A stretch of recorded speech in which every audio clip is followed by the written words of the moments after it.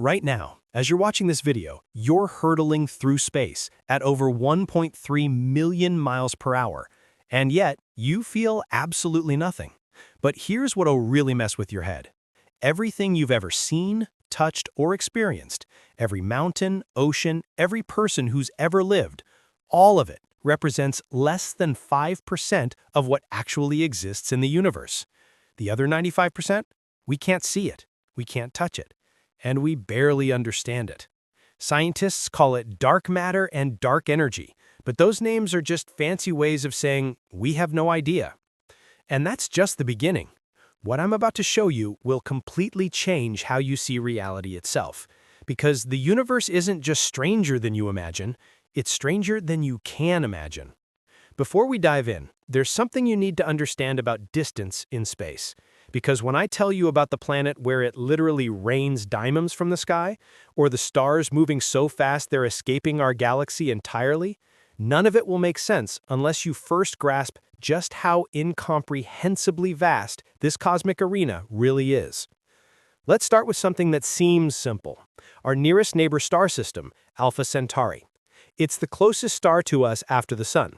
When scientists say it's 4.37 light-years away, that sounds almost manageable, right? Wrong. Here's what that actually means.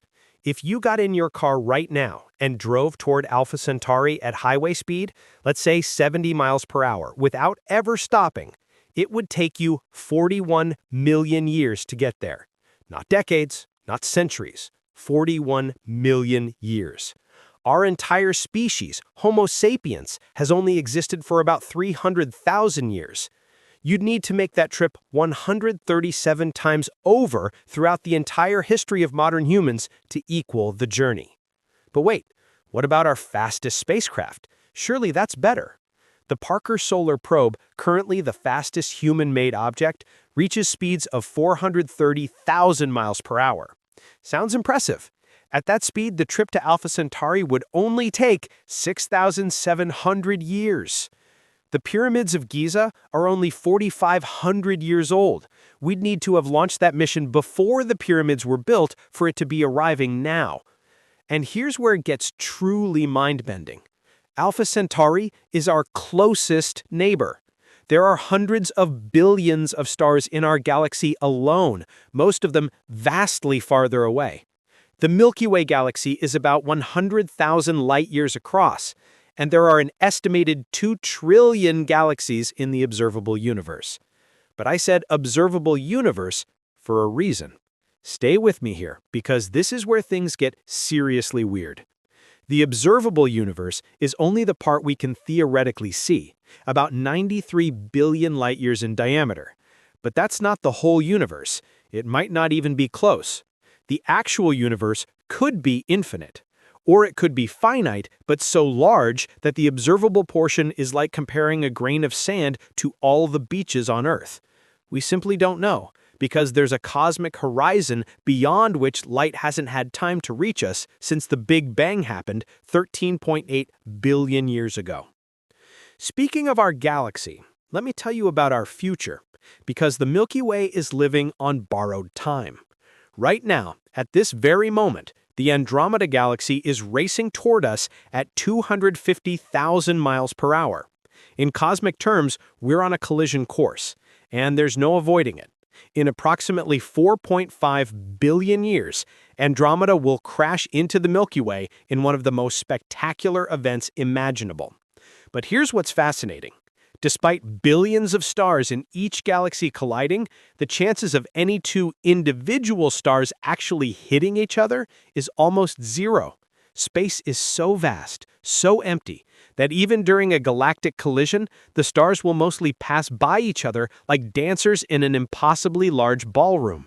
Instead, gravity will stretch and reshape both galaxies, creating long tails of stars streaming into space, merging the two into one giant elliptical galaxy that astronomers have already nicknamed Milkomeda.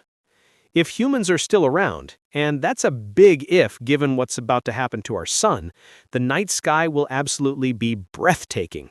Andromeda will dominate our view, eventually spanning the entire horizon before the merger completes. But we're getting ahead of ourselves. Before we can worry about galaxy collisions, there's something much closer to our home that demands our attention. You know what's wild? While we're worrying about events billions of years away, there are planets right now, probably within a few dozen light years of Earth, where the surface is covered in crystallized carbon. Diamond planets. And I'm not talking about tiny diamonds. I'm talking about oceans of liquid diamond kilometers deep with diamond icebergs floating on top. How is that even possible? Let me introduce you to 55 Cancri e, a planet about 40 light-years away. It's a super-Earth, about twice the size of our planet, orbiting incredibly close to its host star. The surface temperatures reach around 4,400 degrees Fahrenheit. Under these extreme conditions and immense pressures, scientists believe carbon in the planet's interior crystallizes into diamond, vast quantities of it.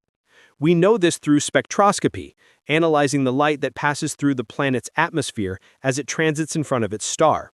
The chemical signatures tell us the planet is carbon-rich rather than oxygen-rich like Earth. Under the right pressure and temperature conditions, all that carbon doesn't become graphite. It becomes diamond. But 55 Cancri e isn't even the strangest world we've discovered. HD 189733b, a gas giant 63 light-years away, has winds that rage at 5,400 miles per hour. That's 7 times the speed of sound. And it doesn't rain water, it rains glass, sideways. The planet's atmosphere contains silicate particles that, when condensed, form tiny shards of glass that whip around the planet at these supersonic speeds. The planet appears deep blue when viewed through telescopes, but that beautiful color has nothing to do with water. It's the silicate particles scattering blue light. Imagine standing on a planet where the wind is so fast it would circle Earth's equator in less than 5 hours, carrying microscopic glass shards that would sandblast anything in their path. And then there's the water situation in our own cosmic neighborhood. We used to think water was rare, a precious commodity that made Earth special. Turns out, water is everywhere. Mars has ice caps and possible subsurface lakes. Europa, one of Jupiter's moons, has more water beneath its icy crust than all of Earth's oceans combined. Enceladus, a moon of Saturn, shoots geysers of water ice into space. Even Titan, Saturn's largest moon, has lakes and rivers, though they're made of liquid methane and ethane rather than water. The universe isn't lacking water, it's drowning in it. But for every world we discover, for every question we answer, a dozen new mysteries emerge. And some of these mysteries are downright haunting. Picture a planet with no star, no sun rising and setting, no warmth, no light, just eternal darkness and cold. Complete isolation drifting through the void of space. These aren't hypothetical, they're real, and they're called rogue planets. Scientists estimate there could be billions of them in our galaxy alone, maybe even outnumbering stars. How does a planet become rogue? Usually through gravitational interactions during the chaotic early days of a solar system's formation. A planet gets too close to a larger planet, and like a cosmic slingshot, it's ejected from the system entirely, forever. Remember when I mentioned that everything we can see only represents 5% of the universe? Let's talk about that missing 95%. In the 1930s, astronomer Fritz Zwicky noticed something odd.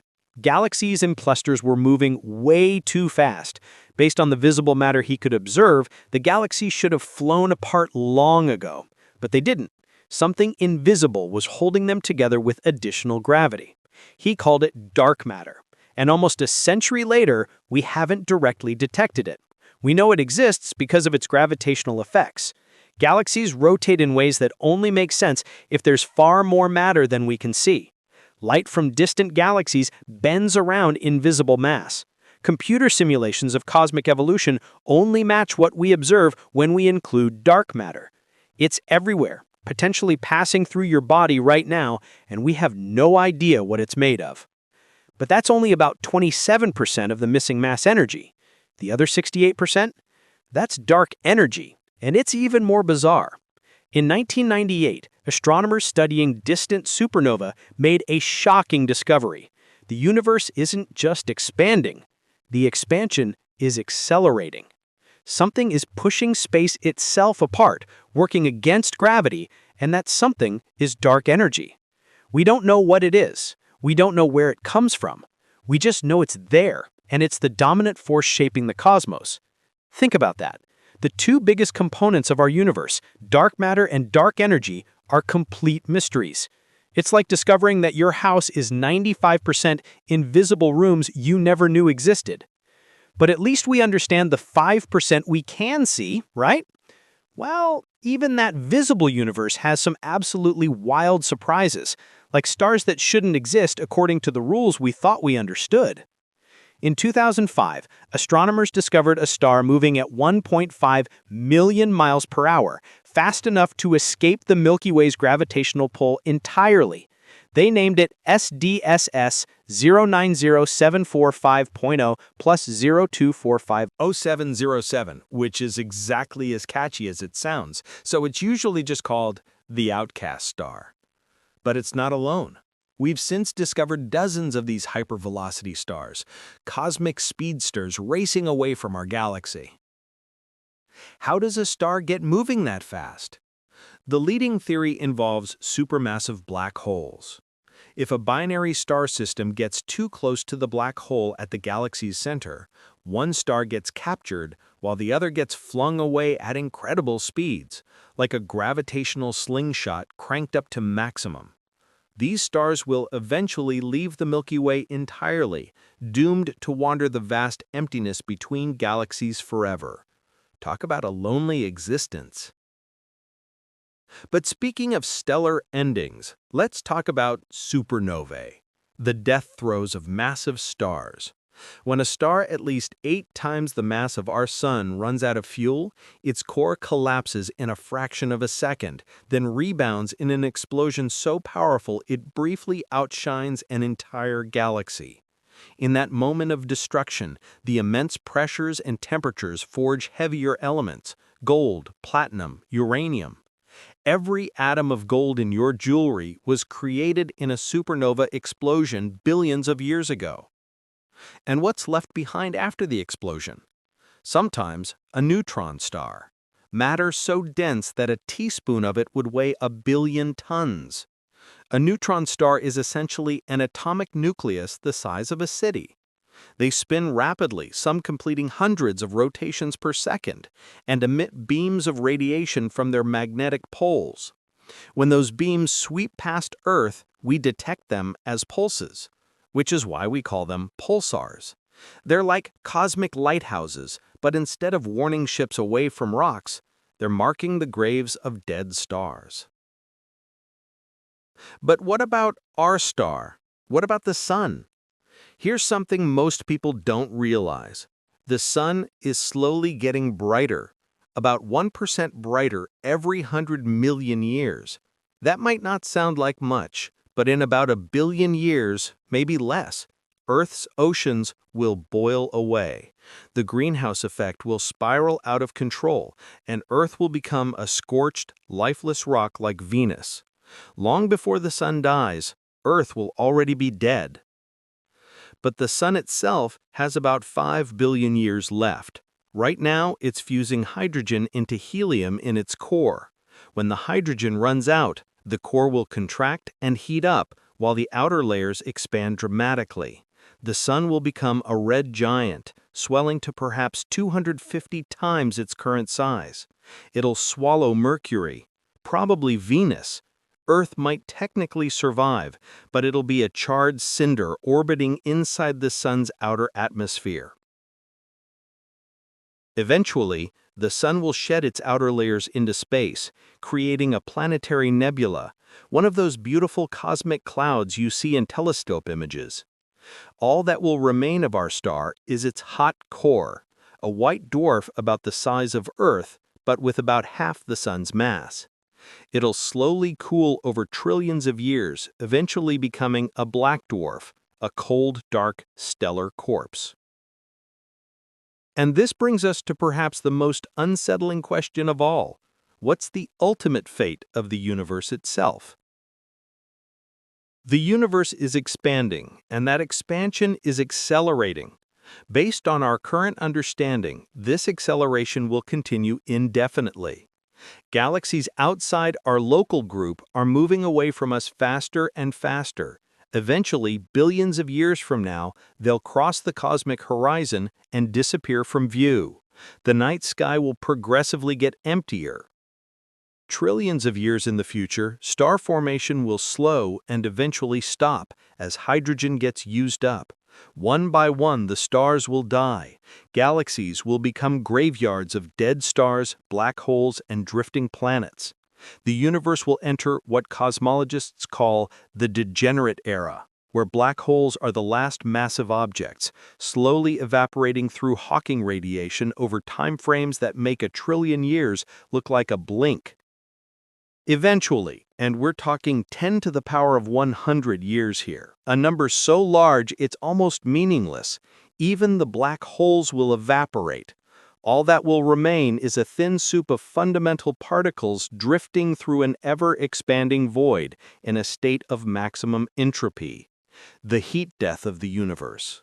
Total, final, absolute darkness.